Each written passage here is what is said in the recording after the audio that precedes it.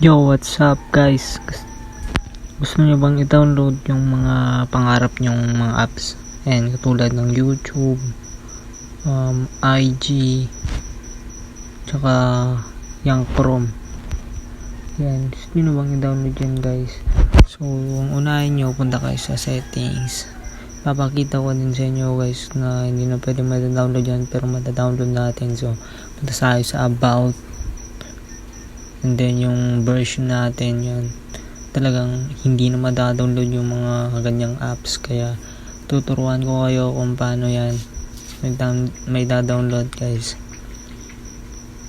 Yan guys, to yung mga IG na yan tol, hindi na talaga mada-download yan. So ito kayo ng iPad or iPhone na mas mataas sa iOS 16 or 17, basta iOS 18 yan guys. Yan, openin muna natin yung Wi-Fi, and then proceed tayo dito sa App Store, and proceed tayo sa App Store guys. Yan,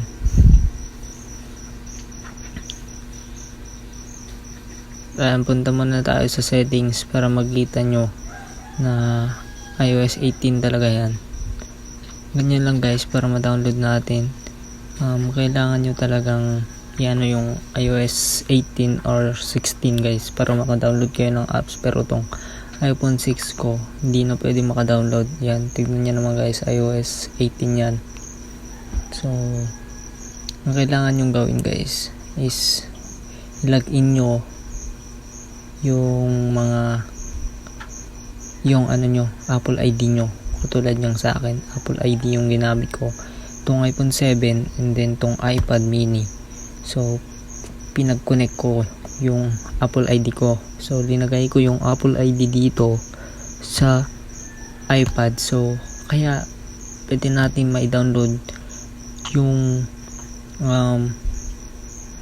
apps dito sa iPhone 6. So ang gagawin nyo lang, i-download nyo dito sa iPhone.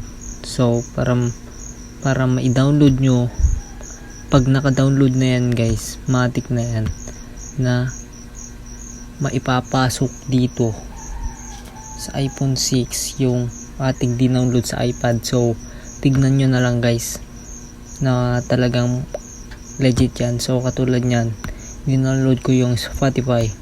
So pwedeng yan guys, papasok dito sa ating iPhone 6. So kayo na bahala kung maniwala kayo sa hindi, pero totoo to. Yan, panoorin nyo na lang.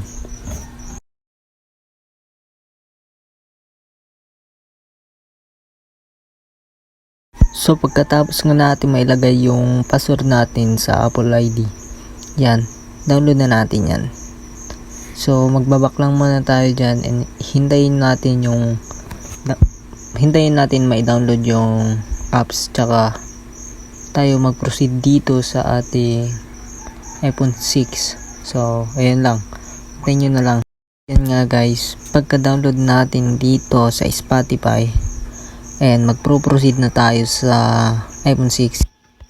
So ayun na nga guys, na-download na natin sa ating iPad yung Spotify. Yan, pinapakita ko muna dyan na talagang na-download siya, pero kailangan mo muna siyang download sa App Store. Yan, kailangan natin punta sa App Store para may download natin. So pinapakita ko muna yan na keep and delete yung papakita dyan. So punta tayo sa App Store, and then type natin dito yung Spotify. And pagkakita nyo dyan yung Spotify, and then get nyo yan para ma-download niya. Ma-download na siya sa ating profile menu. So ayan, hintayin lang natin yan may download, and then yan, proceed na tayo dun sa next step. So, bago matapos ang video na to guys, sana mag-subscribe kayo and then like and share tong video na to. Salamat guys, yan, nada-download na siya. So ganun lang kadali guys. Thank you, bye bye.